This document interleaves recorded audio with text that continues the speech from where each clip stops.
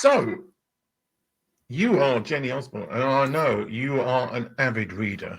So, Indeed. I think are you an author as well? It's like, Yeah, I'm an author too, yes, yeah, among probably should many know other these things. So, how many books do you reckon you read a year? And why are you a Well, good person to ask about book choices? yeah, I mean, I've been doing a little kind of reading challenge for the last few years now, Yeah. having been an avid reader all of my life, really. And I started off, I think it was 2014. I did my first challenge, and I reckoned I might read 12 in a year, and I think I did 35. But Ooh. last year, I topped 100, which Oh, okay. So, I was quite pleased with. yeah. Or Yeah, I've had people on trying to do like 52 books a year, but over 100. yeah, That's good. That's yeah, good going. yeah. So, shall we get into your first choice? Why not? Why not? And it's The Far Pavillions by MMK. MMK? Yeah. Yes. Yeah, I mean, I've not come across anything else that MMK has written at Yeah. all. But this is the book. It's one of the ones I've got here with me. Ooh. It's a pretty hefty tome. Yeah. And it's the story of, what does it say? The famous story of love and war in 19th century India. I read it as a teenager before I went to India. I did a stint of 6 months living in Mumbai in India and working over there. So it was recommended to me, and I fell in love with kind of historical fiction with this particular book. It covers the years of partition, in particular, sort of the run-up 1940, mid 1940s over partition itself.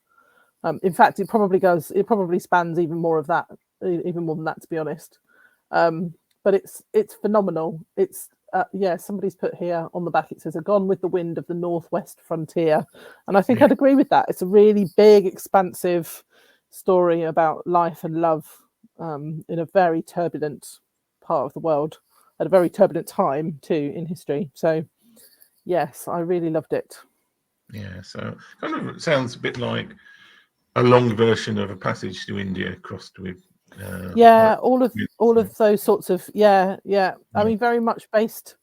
Some of the I've read a lot now of historical fiction based in India and around that story of British India and all the rest of it, and some of it's sort of has British characters, whereas this very much has Indian characters. And it's a story of their families and how they come together and are pulled apart and all of that sort of stuff. It's fascinating. If anybody listening or anyone is interested in historical fiction, particularly from the Indian sort of subcontinent, it's one I would really recommend because it's very wide ranging and fascinating. Expensive. Okay.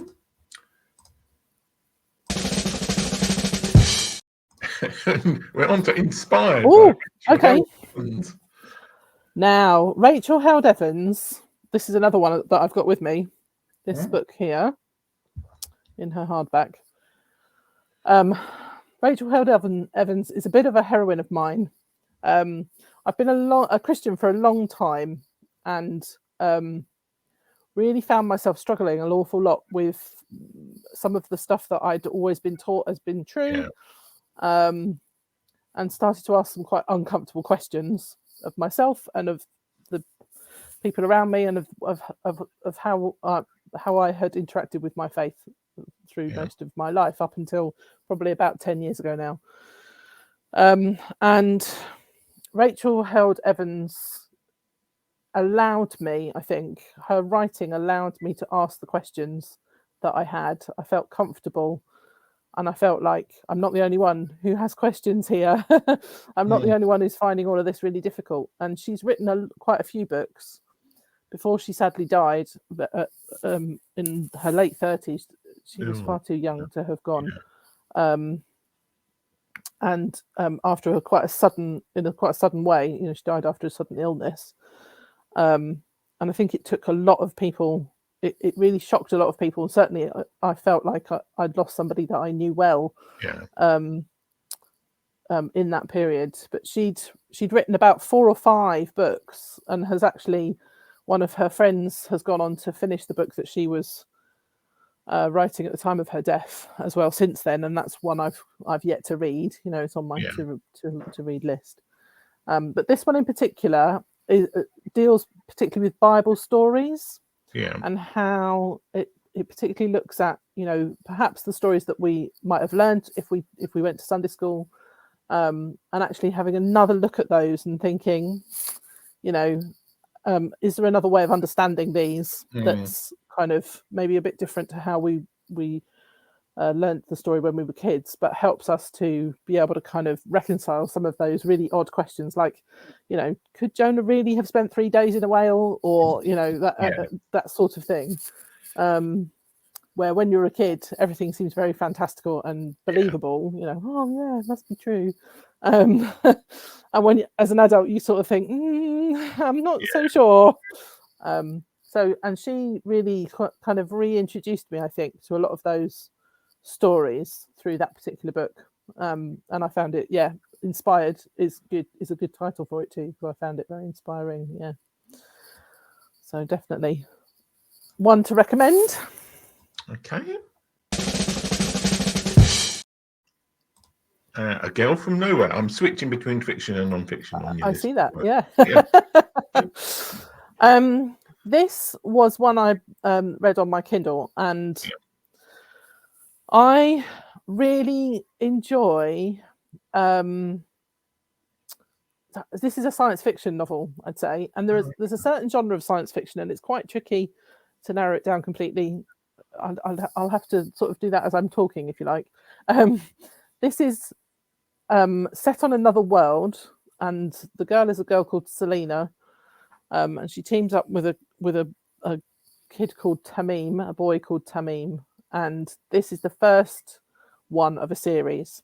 And basically, they're on this planet that's dead, and they have to try and find they have to try and live basically on this planet where there's nothing growing, and the sun is so hot in the daytime, and then it's so cold at night that they can't, there's nothing going.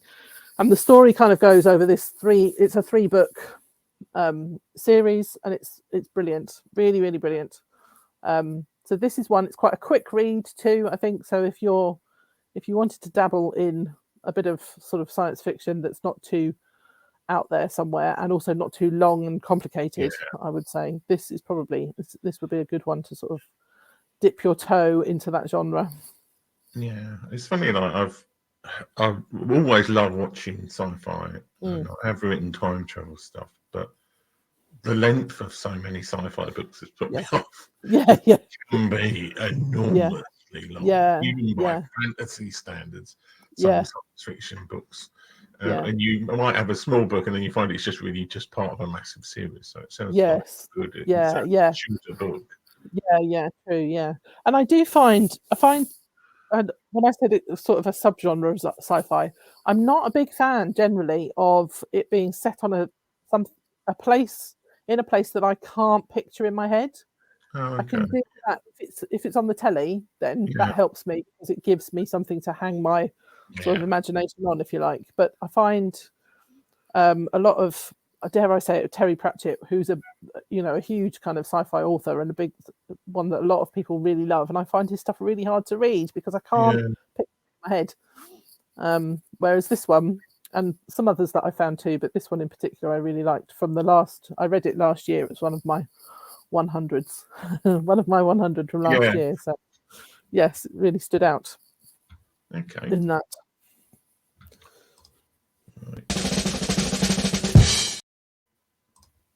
Back to non-fiction. Yay!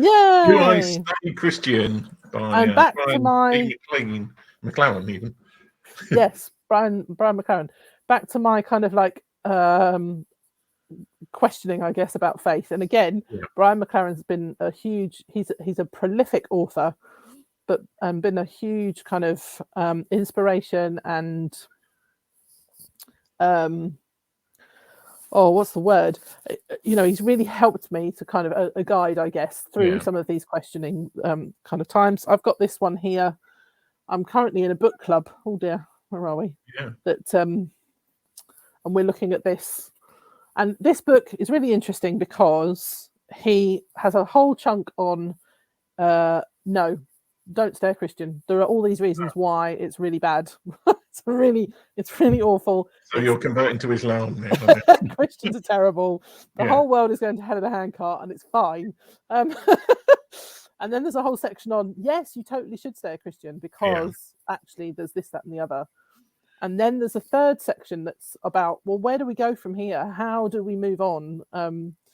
And in the book club, we started with the no's and quickly got quite kind of like, oh, maybe we should sort of mix this up a little bit so that we don't get too depressed. So this month, we are reading the first couple of chapters of the How Do I Stay With This? How do I live with this? And I really would like just to read a tiny bit, if that's okay. Okay. It talks about not whatever language you use, don't let the language you use to describe unifying desire to distract you from it. We need to align and unify our desires as individuals, as communities, as a species. So whatever you do, whether you are Christian or not, whether the language you use is Christian or not, we need to strengthen the desire that desires the well-being of all, and everything else flows from here. And I just thought, that's good. It feels like a bit of a breath of fresh air, really. And to have somebody say it doesn't actually matter, like you choose, you decide. If you can stay, then stay. If you can't, then don't. But what we need is actually to bring our alignment, to kind of choose love above everything else, and to kind of come into alignment with our fellow human beings, rather than trying to kind of erect walls and dig gaps between us as people, which is what a lot of faith practices can do. Unfortunately, religion is very good at you over there and me over here, and I'm right and you're wrong. And I don't like any of that. I think it's really divisive and unhelpful. So yeah. Okay. Yes. Right. I think this is fiction. I'm looking on. This is fiction. Yes. Yes. This one is fiction. Oh, okay. This was, again, it was one of my top reads of last year. I was really pleased when you asked me, Tim, and you didn't say to me, you need to choose the top 5 of your top 5 books, because I might ask you later. It's almost impossible to do. Because every year I'm like, oh, this one is my favorite. Oh no, hang on a minute. This one is my favorite. Yeah. Anyway, this one was definitely one that stands out to me. Most of my fiction ones, obviously, are ones that have really stood out to me over the years, but also perhaps recently and for different reasons. So this one is a beautiful story about the writing of a dictionary, and it's set around the time of women's suffrage here in the UK. So we're talking early 1900s. So there's some of that suffrage sort of story woven into this story about a woman who finds herself working on the creation of a dictionary. And it just is fascinating. It's such a lovely story, lovely, gentle story. Pip Williams does a great job of drawing characters really well, creating characters really well, from the team of people working in this, what seems to me like a shed, with the professor and bits of paper all over the place, and they have to, what about this word? And they have to find places where it's occurred and when did it occur first in writing, and they have to note all of these things down in order to be able to kind of collate. And how important is this word against this one, which means sort of the same, and that one, there's a lot of it's fascinating. As somebody who reads a lot of words and then also writes a lot of words, it's really interesting to kind of hear that process and read about that process of choosing words to go in a dictionary, along with the theme of the liberation of women which is another thing we could talk about for a long time and not necessarily get anywhere. There we go. On that note, yeah, moving swiftly on. The Wintering, The Power of Rest and Retreat in Difficult Times by Katherine May. This is non-fiction, I think. This is non-fiction, yeah. And one that it came out a couple of years ago, and I read it first of all a couple of years ago. I think I said to you before, I think I've given my copy away, which is really quite annoying. Yeah.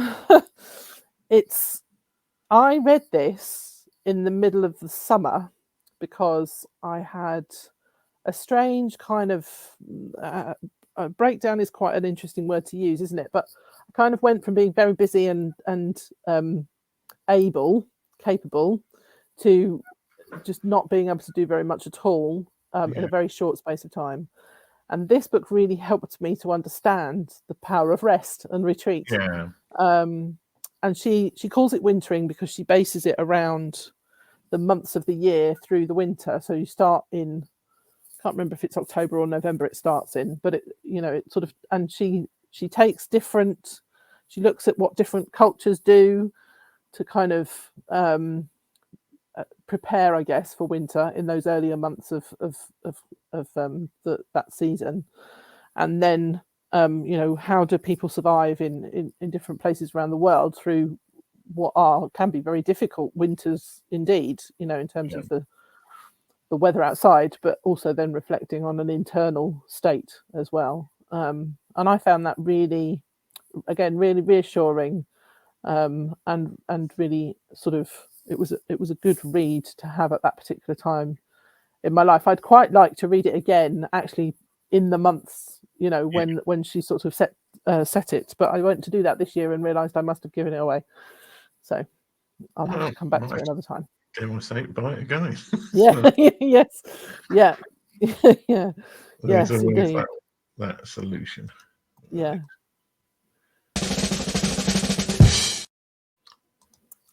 Homestretch by Graham Norton. So obviously, I didn't even realise that Graham Norton wrote books. Yes. Well, it's a fairly new thing for him, I think. But I think he's on book 3 now. I think the next one that will come out, I think, will be his 3rd. I'm not a massive fan, generally, of books written by celebrities. I find, for some odd reason, I find it hard to read a book when I know the person's voice. The author's voice. I don't understand really why that is, but so it can make books by celebrities quite challenging to read. But this one particularly stood out to me because it's a beautiful story set in Graham's sort of Northern Ireland, where Graham is from, and it's about teenage life, and kind of looking at the challenges that there are when you're a teenager around identity and the kind of coming of age, understanding of yourself, some stuff in there about sexuality, and all of that that's often very much thrown into a melting pot at that kind of time in life. And I thought he did a brilliant job of helping me not hear his voice in a weird kind of way. It's a strange one. And I know that there are people who really enjoy reading books when they can hear the person's voice, but I find that quite off-putting.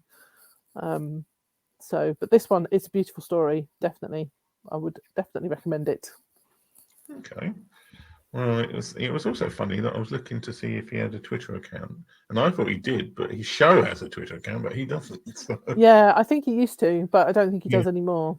No, it's like now he's a highfalutin author. He's time for Twitter. Well,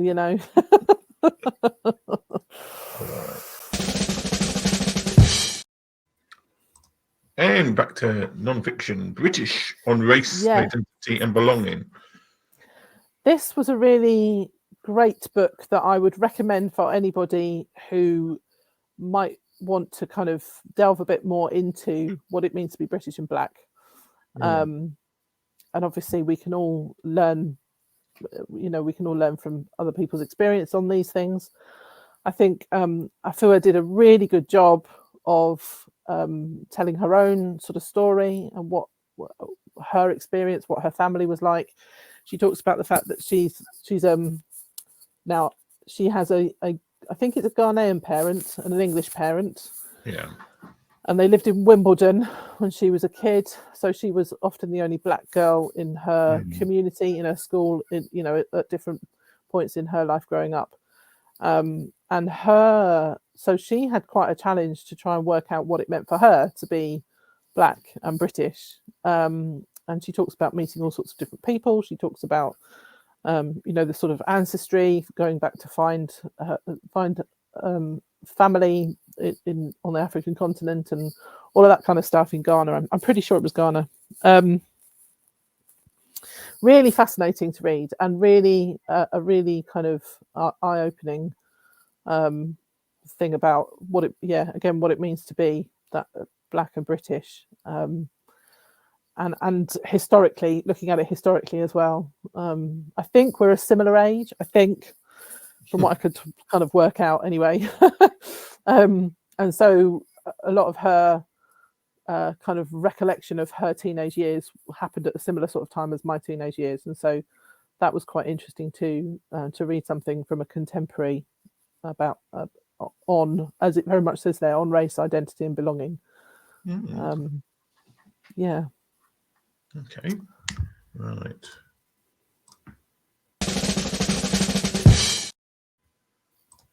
Noughts and Crosses by Marjorie Blackman. I think it's actually Malorie Blackman, but anyway. Oh, okay. Did I mistype it? Probably. Not to worry. Apologies, Malorie. I think she could probably take it, to be honest. She's a well-known young adults author, and this is a well-known story. And I think it's the first one in a book series, and it kind of continues on the theme from the previous book, because it's Noughts and Crosses is a story which it uses the language of noughts and crosses in relation to race. And in this particular sort of setting, the white people are the noughts, and the black people are the crosses, and the black race people have dominance. And so it turns the current sort of situation and historical situation on its head completely, and it is surprisingly uncomfortable to read. Really kind of like, oh, okay, I don't like how that makes me feel. It's always a good sign in the book, isn't it? Yeah. And not only does it make me feel uncomfortable to think of my race as being a minority, but also like, wow, is this how this feels? Because this is not. It was quite eye-opening, and it's quite a small book. It's not, it doesn't have pages and pages, and the story is quite a simple one, and yet it's had quite an impact, I think, on me. I think it's another one that I read last year, or more recently anyway, in the last couple of years. Well worth reading. I think there's a play as well, possibly, that's either on at the moment or has been on recently. And she's a fantastic author. Yeah, really good. And hopefully she'll forgive me if I didn't mispronounce the name. I'm sure she will. Yeah, right. Humankind, A Hopeful History by Rutger Bregman. Bregman, yes. This was a very interesting book. Rutger takes, in a way, it's quite similar to some of the other themes that we've talked about. The Brian McLaren book about being, what kind of human do you want to be? And Bregman takes a lot of the very well-known kind of stories about humanity and the kind of perhaps less positive. The idea that if we were shipwrecked on an island, it would turn into Lord of the Flies kind of thing. The concept that I was very much brought up with, and I think lots of us were, to a greater or lesser extent, depending on our circumstances, that, you know, we're sinful, we're bad people, and we need to kind of choose good, or you know, we need Jesus because we need to be forgiven and all of that sort of stuff. And this actually was quite a challenge to that, because he discovers that, you know, we one of the things he mentions is we forget that Lord of the Flies was fiction. Yeah. So he says that he went looking for a kind of a non-fiction, something based in reality that would give him an idea of whether this was true. And actually all he could find were stories of the opposite. yeah, exactly, much more positive, much more. There's a group of boys shipwrecked on an island in the Pacific Ocean, which is huge. You know, it's a massive ocean. They were really lost on this island for many days, and you know, they found, when they picked them up, they found evidence of food being grown. One of them had broken their leg, and they'd the others had worked to reset it and, you know, get it healed and all of that sort of stuff. It's quite a weighty tome, this. You know, it's not a kind of quick read, although it's very easy to read. The other sort of thing that he challenges is a very famous experiment in psychotherapy or psychiatry called the Stanford Prison Experiment, where they dress people as either as wardens or as prisoners, and you know, it's kind of held up as this, look how depraved the human race is.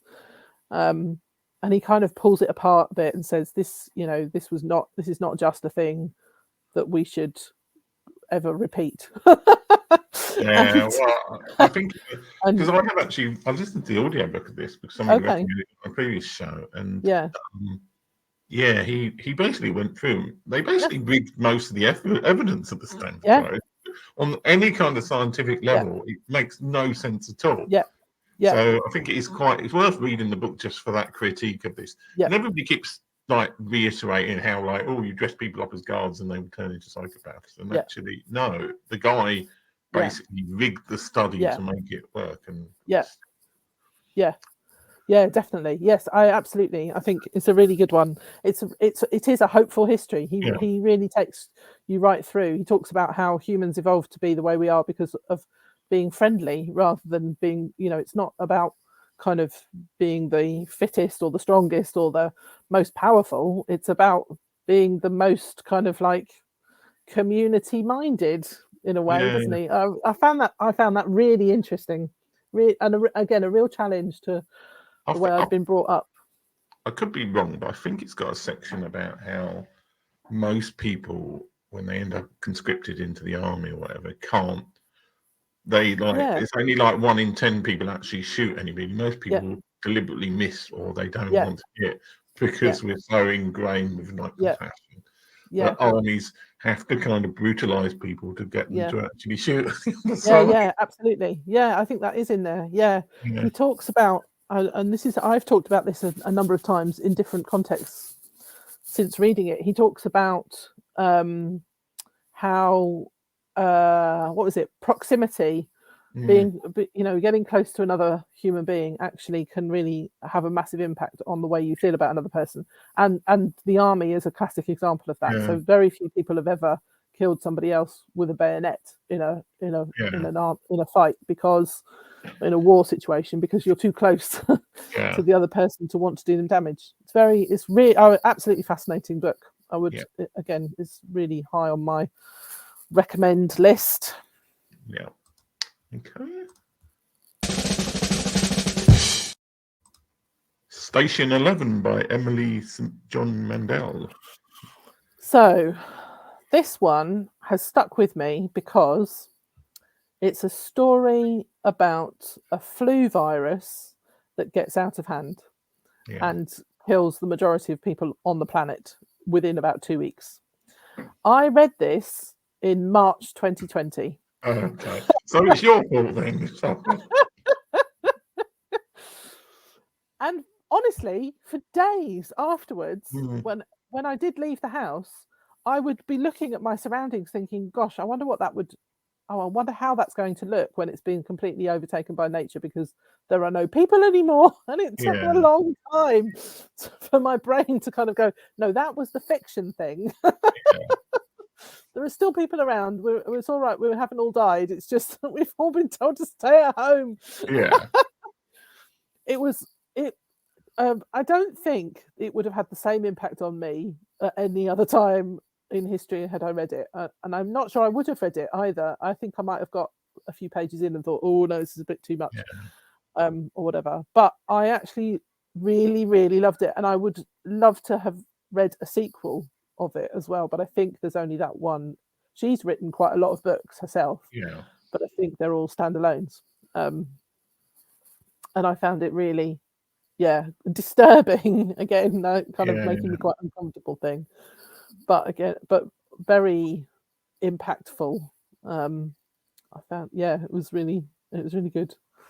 Yeah, this book's been recommended before. I think for Has it? Okay. Somebody, I can't remember who recommended it. I think it might have been Roger Morris or somebody recommended it. Okay. But yeah, it's a popular choice. Yeah. Okay. There we go. Quiet by Susan Cain. Another one. All these non-fiction, you will have gathered, have actually had quite an impact on me in terms of helping me rethink myself. And this one is no exception. This is the sort of the long part of this title. The title of this one, let me just get it right, is The Power of Introverts in a World That Can't Stop Talking. Yeah. And I've always sort of thought of myself as an extrovert because I'm quite chatty. I'm quite able to go up to people and say hello, and all of that sort of stuff. But actually reading this book made me realise I'm not sure that I am as extroverted as perhaps I think I am. And that quiet and silence and, there's power in those things that is often very much overlooked by the world and the way that the world is set up. The world is very set up for extroverts. Yeah. Very, if you even think about learning in school and, work with your partner, or we're going to work in groups for this. And if you work for a company or any kind of organization, in fact, where there's a few workers, you will often, let's all get together and kind of brainstorm or, have a bit of a think about what we're going to do with this thing here. And sometimes that's really good. And it can be really helpful to kind of bounce ideas off people. And that's definitely how I work, is by processing things outwardly. But I think that actually if we only ever do that, we miss a lot of good stuff that can come from those who are much quieter, naturally much quieter, and don't necessarily want to talk the hind leg of a donkey, and all the rest of it. So I found this, really fascinating book. Really recommend it for anybody who feels like maybe they don't quite fit in a world that's quite noisy and full of people talking. Not unlike what you and I are doing tonight, Tim. Well, I mean, it's interesting because what introvert and extrovert mean depends on who you ask a lot of the time. Definitely. Like Young had this idea that introverts are energized by being on their own and extroverts are energized by being with other people. But that's not the same as being outgoing, and it's not the same as being loud. Other people use different definitions. It's interesting, but I mean that somewhere, I think something I read recently was saying that generally speaking in society, the loudest voices are the ones that most people hear, not necessarily the right ones. So no counter to that. Yes, absolutely. Okay. Yeah. On that note, let's go on to the next. Where are we going next? Ink by Alice Broadway. Now this is maybe one of the most beautiful books I own. Ooh, can you see that? So we're getting the glistening, but we're not seeing it. Oh yeah, that's better. Yeah. Okay. Yeah, it's a lovely cover, isn't it? It's beautiful. And again, this is the first book in a series. Yeah. It's about, it tells the story of Leora, who is, the world is populated by people who have ink on their skin. So tattooed people. If you are tattooed, then you are accepted and when people die, they make books out of the skin as a memorial for that person. It sounds a bit, but actually it's really beautiful in the story.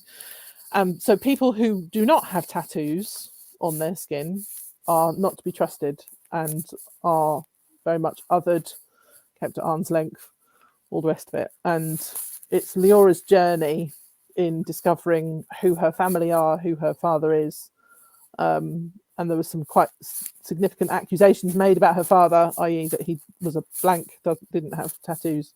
And so she goes on this sort of journey, really, of discovery about her father and her family. See, lots of these, now that I'm talking about them, ever such a lot of these stories do sound quite similar, don't they? Yeah. I'm really kind of drawn to big characters and to characters where they have lots of questions about their past. That's really interesting. I haven't noticed that before. Is your mic rubbing against your scarf or something? It might be. Is it coming? Is it? Yeah, it was. I mean, it wasn't severe. It was kind of like. Okay. I'll hold it out slightly. But it's interesting how this book is similar to, you were saying about Noughts and Crosses, which is kind of a race reversal thing, but this is tattoo reversal, as in tattoos. Are something that was quite.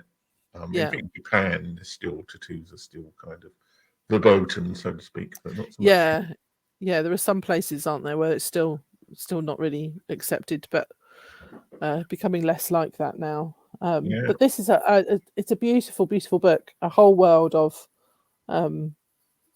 family life, of what it means to be on the right side and what it might mean to be on the wrong side and to be ostracized and all the rest of it. So it's brilliant. Okay. Right. Prisoners of Geography by Tim Marshall. And I think this has got a huge subtitle as well, something about maps that change the world or something. 10 maps that explain everything about the world. So this book helped me understand world politics in a way that I had not previously really considered. And it explains how it is that different countries are sort of forced into a particular stance or a particular kind of circumstance, I suppose, by where they are in the world. And it can be something as simple as, being on the western edge of the European continent, and the next thing between the next country along is then the Americas, North America and Canada, and that kind of thing. And it talks about he talks about how one of the things that really sticks in my mind from this, one fact in particular that really sticks in my mind from this book, which I read probably 3 or 4 years ago now, is that he talks about the Russian-Ukraine relationship between each other, and he says that he kind of foreshadowed the current situation that's going on with Russia and Ukraine, the war there, because he was talking about how Ukraine are a very resources-rich country, and they also have access to sea that Russia doesn't really have in the same kind of way. And so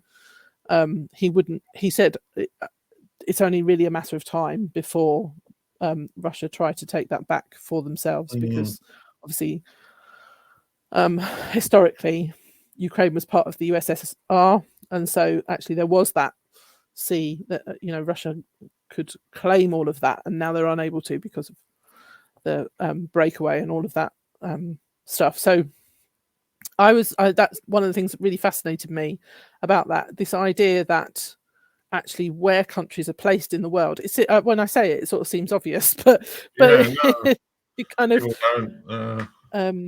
I was really intrigued by, Iran has got more mountains with more snow on them than most European countries have, and yet you would never go skiing in Iran, or in that kind of area. And why is that? What's the, what is it about these countries, different countries that have very stark cultural differences but also very stark geographical differences, and those two things are very much intertwined.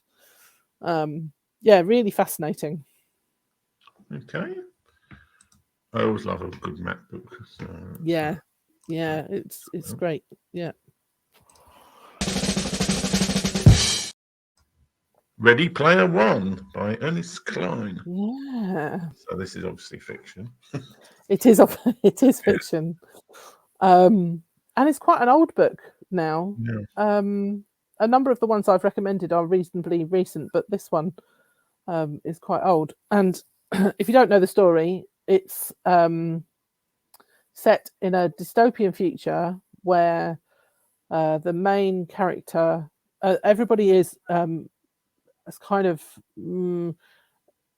absented themselves from the real world because they're all on virtual reality, and they're building worlds, literally building worlds in a virtual space.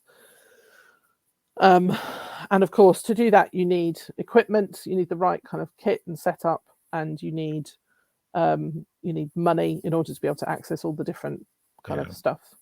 And the main character again is a young character, and he is trying to make his mark basically. And there's a challenge, I think, that takes place. Again, this is I think it's one of two at the moment. The second one having come out fairly recently.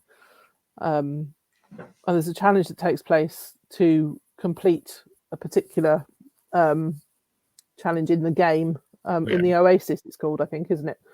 I've not read the book. I've seen the film, but I've not read the book. Yeah. It was a good film as well. It was one of the better kind of adaptations, I'd say. And it's another one that kind of leaves you going, oh goodness, this could be on our doorstep. Like I think he wrote it about 20 years ago, I think, but it feels very much like we could be arriving at that point fairly soon. And as a mum of teenage boys, it's a little bit disturbing.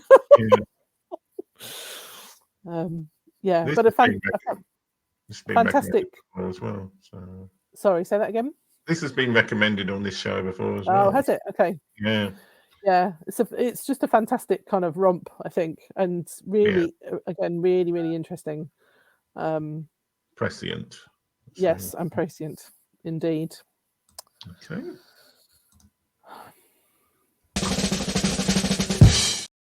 And finally, we have God on Mute by Peter Grieg. It's actually said Pete Grieg on Amazon. So Pete Grieg, yes. Oh, did I put Peter? I did, didn't I? Oh, never mind. Pete. So this is another one of books about faith. And this one actually is about what happens when we pray. And for a lot of Christians, and I would have said this kind of back in the day in particular, the question of praying for something in particular that doesn't actually happen or doesn't appear, or so to use Pete's example, Pete's wife, and this is what the story that he tells in this book, is, I think, epileptic. She has seizures, and very poorly, and they've been praying for her to be healed for a long time. And each time she has a seizure, there's this big sort of, not only is it a big physical and medical upheaval for his wife, whose name I've completely forgotten, sorry, Pete, and but it's also quite a spiritual and an emotional upheaval for them both, because it's obviously an indication that she's still unwell. And Pete's sort of this book in particular, and again, Pete's written quite a few in various different aspects of faith. But this one really struck me as being very real. It felt very gritty. It felt very much like it meant something deeply to him, in a way that perhaps you don't often find in sort of other sorts of writings about faith. I think we have a tendency, and I don't suppose it's only in the Christian world, but it can feel like that at times, to write about stuff, kind of saying, this is the answer, this is what I do, therefore you should do it this way because, you know, I've got it all sorted. Here's what I've done. A, B, C, Bob's your uncle, all the rest of it. And this doesn't do that at all. This is very much an exploration of what it feels like to be disappointed in God a lot of the time. And there's some very powerful kind of rethinking of some very key Christian texts and stories about Jesus. And there's one in particular about surrounding the death of Jesus and actually how his disciples must have felt, how his followers, how the people around him, his friends, his family must have felt at that time and in the days afterwards. And it had a massive impact on me. I'd not really ever, growing up, I'd not sort of necessarily celebrated Easter particularly. We'd done, obviously, you know, Christmas is a big festival and we used to do a lot of carol singing and that kind of thing, but I wasn't in a part of the church that really kind of that, I don't know what quite the right word is, but that really remembered and kind of did some of the rituals around Easter. Yeah. And this takes the Easter story and really turns it kind of into something that is quite powerful and meaningful. And I found it, really impactful. So, and it's a good one for anybody who is struggling with faith and with questions about why God has not answered their prayers about whatever it is. I would really recommend it. And it's a really, Pete's very engaging as he writes, and I say it feels very real and very gritty. So it was good. Okay. I'm going to do this because I want to ask you about your book, because I know you have written a book, haven't you? I have written a book, yes. And you didn't put it on the list, so maybe you thought you weren't allowed to, but maybe we could talk about that for a second. Yeah, we could talk about that. Yeah. So I wrote a book which I haven't got a copy of. I should have grabbed it off the shelf. Called From Isolation to Community. Yeah. I wanted to tell the story of youth work post in the pandemic. I wrote it in 2020, end of 20 going into 21, and I took the opportunity to tell an awful lot of stories about people doing youth work in various contexts. So some of them sort of in faith contexts, church or Christian organizations, others just kind of doing the best they can in a secular context, and then some from organizations. The story that most took me by surprise, I think, was the Northwest Fire and Rescue Service. You don't really think of fire and rescue services having youth work or doing youth work, but a lot of them do, and they do either via the Prince's Trust kind of stuff, or they do a lot of intervention work in their local communities around the risk of fire, fire safety, and all of that sort of stuff. And she and I had a really massive chinwag, a good old chinwag about the work that they do. And she was really kind of passionate and really good at communicating how brilliant she thought this stuff was. And that was really, it took me completely by surprise to find myself talking to somebody employed by the fire service about young people. But it was great. And what I loved about writing the book was that it gave me the opportunity to talk to an awful lot of people that I probably wouldn't have kind of come across otherwise about what they were doing with young people under some very difficult circumstances. So it's called From Isolation to Community. It's available still on Kindle on Amazon, which is great. I haven't got any more printed copies at the moment, so that's but you can get it on Kindle for sure. Okay. So it's good. So I'm going to ask you the which half of the baby do you want to cut in half question, which is And I would say, what book would you pick from this list if you had to pick one book? But instead, I won't ask you that question. Okay. Fair. But if you had to kind of mentally veer people in a flowchart kind of way towards one of those particular books, what questions would you be asking, and like where Oh my would people goodness. end up? Questions to ask people about what book they would like. Okay. Out of this selection. So, I mean, it's kind of like, obviously you've got non-fiction. Do you prefer fiction or non-fiction? Yes, I think that would probably be the first one. Yeah. Just narrow it down slightly. But okay, so if it was like they said fiction, so which of these books would be the ones from the fiction side that you'd be thinking, it's probably what I would recommend? Okay, so I guess I'd want to ask them like historical fiction or contemporary. Yeah. Or maybe a sort of futuristic. Those three, from those three categories. Looking at that list, I've probably got So there's one in particular that's historical.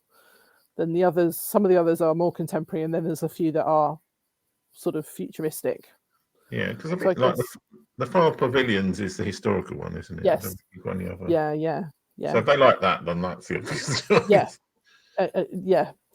Yeah. And then I guess to narrow it down a little bit more, there's a couple there. So the Dictionary of Lost Words and Home Stretch are not so much about, perhaps not quite so much about a struggle, more sort of about, although they've both got struggle in them. But anyway, they're more a kind of feel good, perhaps read. Yeah. A little bit cozy. And then the others are perhaps a little bit more challenging.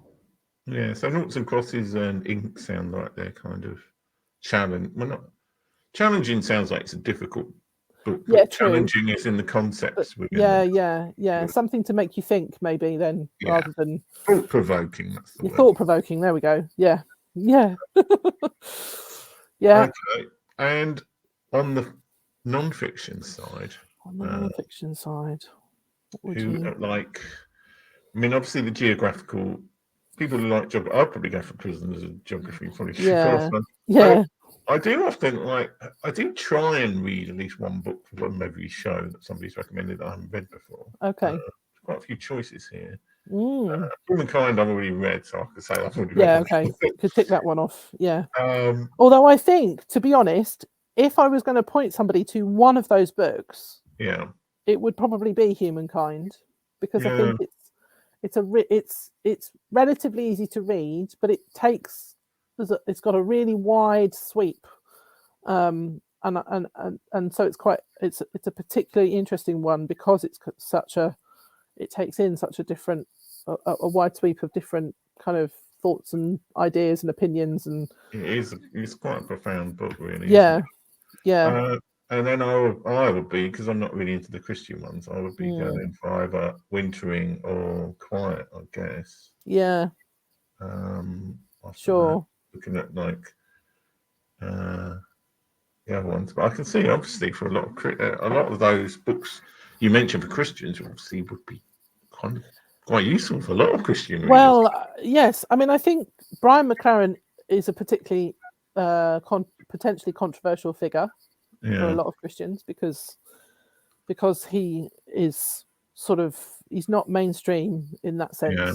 I mean, he's prolific in his writing and so very much a mainstream author in one meaning of that. But when I first read the first book of his that I read, I was quite like, oh, is people are going to criticize me for having read this guy because he's so out there. But nobody should ever be criticised for what books they read, really. I don't think. No, agreed. That's a thin end of the wedge. Yeah. I think, isn't it? So yeah.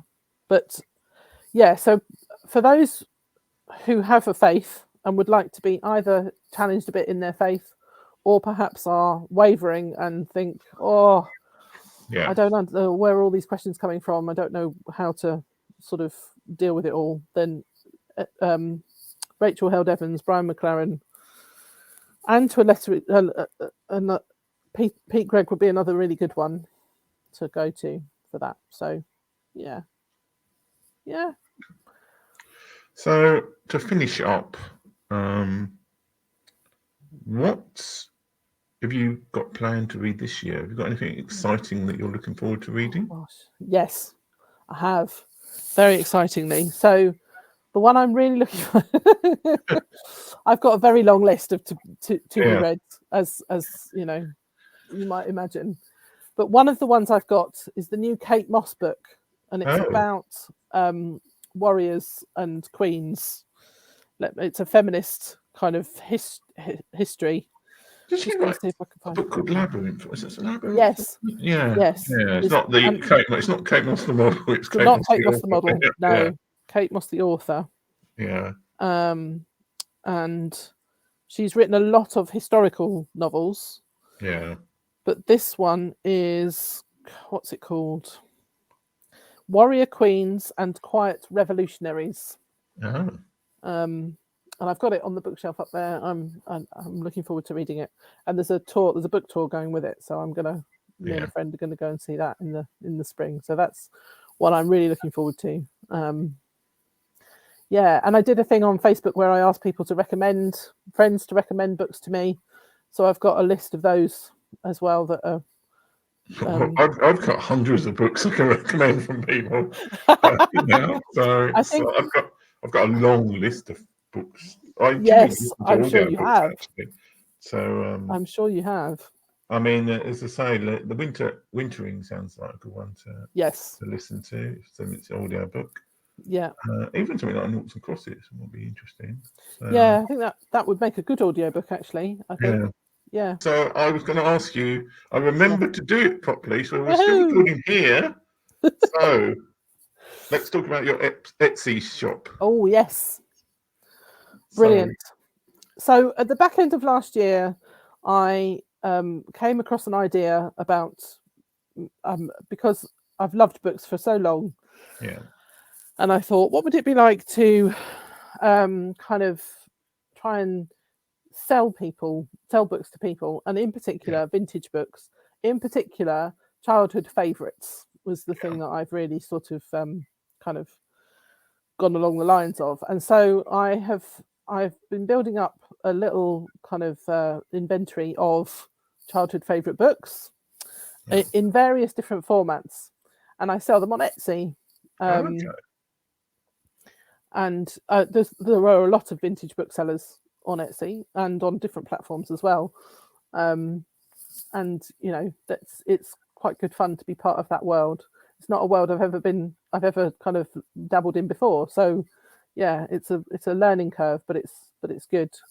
I've got a few of those here. Is that selling just in the UK or is that international? No, I sell internationally, although obviously postage internationally is tricky, but particularly at the moment. But I've just sent a book to Australia, and one that I posted over to Tennessee. I posted it before Christmas and it arrived last week. It takes a while, but we got there in the end with that one. I was particularly chuffed, knowing how I do that post can often go missing between here and the US. So how can people find your Etsy store? So I am at Flea Market Finds UK on Etsy. So that's my handle. That's also my handle for Instagram. If you wanted to have a look at my Instagram, lots of obviously images and stuff on there about the things that I'm selling. But I have a bunch of like Ladybirds, children's classics kind of books, stuff like, and then other books like What Katie Did, Gulliver's Travels, Man in the Iron Mask, Louisa M. Alcott stuff. I think the one I've got left is Good Wives. So yeah, I'm enjoying it. I enjoy going shopping for books that I can then sell, and I enjoy kind of learning about the books that I'm selling as well, and learning how to identify you know, who the publisher is and what the conditions are like, and how all of that is really important for vintage books. Yeah. So yeah, it's great fun. Great fun. Yeah. And how can people find you on social media or elsewhere? So I am at JH Osborn on Twitter. Yeah. I'm Jenni Osborn, as is spelled on the screen. Yeah. On Facebook as well. So yeah, come and find me. That'd be great. Well, I'm going to say again, it's been great to talk to you. I don't know why I didn't think of this whole, like, having an extra bit at the end before. It's like, actually makes sense. Wow. Because Amazon's quite, like, strict on what you can say. They're not even supposed to send people anywhere else or do any... Oh, really? So, yeah, but on YouTube they do. Yeah, well, so. Yeah, good old YouTube. It's more liberal as a platform. This is the bonus section so that people can... we love a bonus section. That's great. Yeah, everybody likes a bonus section. So thanks for hanging around for the bonus section at the end of the YouTube version. Yeah. And I'll Thanks, say Tim. goodbye. And yes, it'll be live on Amazon next week. So yeah. bye. Bye.